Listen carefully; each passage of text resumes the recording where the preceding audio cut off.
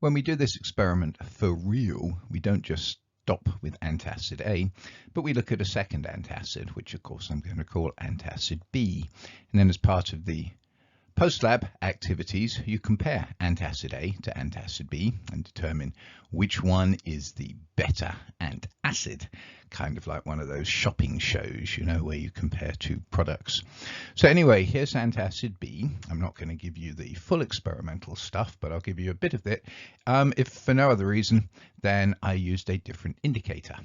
So anyway, there was the mass taken of the first trial of antacid B, 0.2172 grams. The starting reading on the burette is actually the ending reading from antacid A.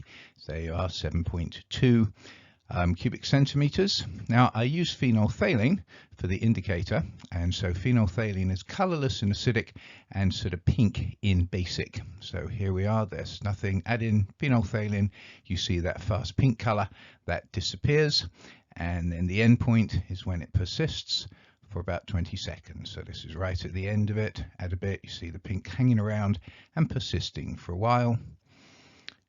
And the end burette reading right there, 14.67, or you can start from 15, that's 15, 14.9, 14.8, 14.7. Antacid B. The data follow.